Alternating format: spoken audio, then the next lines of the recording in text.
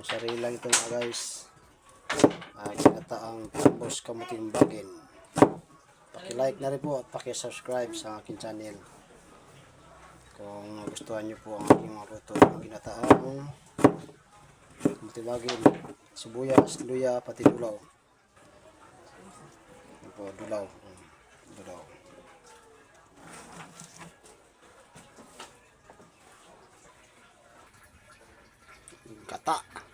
Gata mga guys.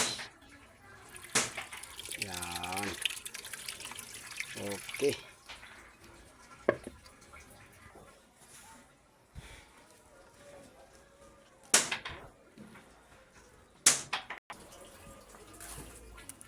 Yan, lagay ko na mga guys yung dulaw, sibuyas.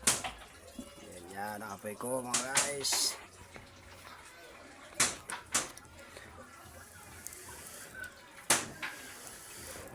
Okay. Hey. At lalagyan ko na rin ng asin. Yan guys, konti lang. Kasi wala yung bitchin mga guys. Kasi hindi ako nagbibitchin. Okay. Yan po ang talbos kamuting bagin. Kasi sa lang sa aming bahay. Kasi masukal talaga. Kasi kahoy lang siya. Yan. Yun. Hindi kami gumagamit ng uling. Pati gasol, wala. Kahoy lang yan. Tulong sa kalikasan. Hindi ko ginatapon yung mga basura kasi ginusunog namin yan. Pampausok para tanggal ang lamok. Diba? Pampausok yan para tanggal ang lamok. Kahit kasi sa dagat, meron siyang usok. Para kahit pa rin lamok mawala kasi may lamok pa rin kahit sa dagat.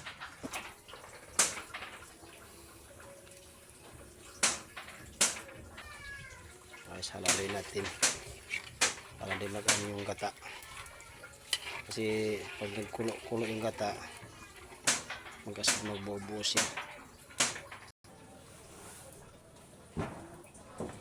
Siya nga pala, paki-like na rin ang aking video at paki-subscribe po.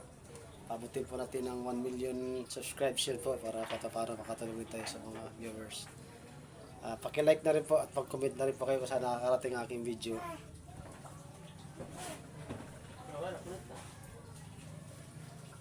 Tingnan na po natin yung ginataan. Ayun, kulong-kulo na po. Kulong-kulo na oh. Aroy. Kulong-kulo na. At ilalagay ko na ang talbos kamuting bagin. Okay. Lagay natin ang talbos kamuting bagin. Wala pong halo yan. Walang halo. Puro talbos kamuting bagin. Organic na organic po. Walang bitchin. Yan. Halo-haloy po natin para di siya maglambot. Kaano po yan, hindi po yan magtatagal.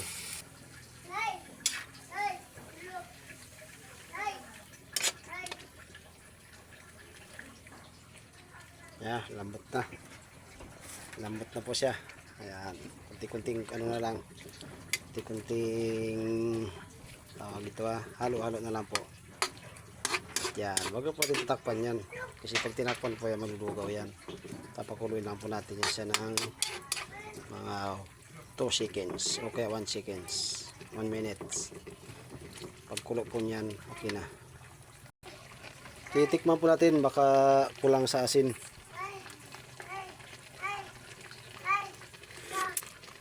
Wow.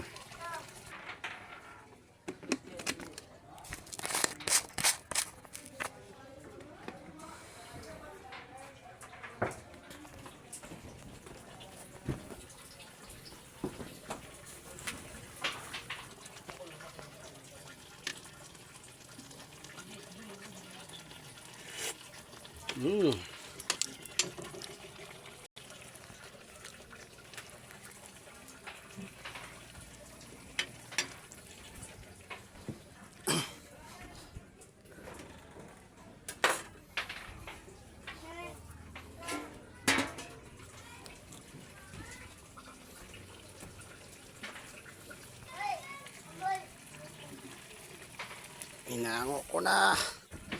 Wow, sarap.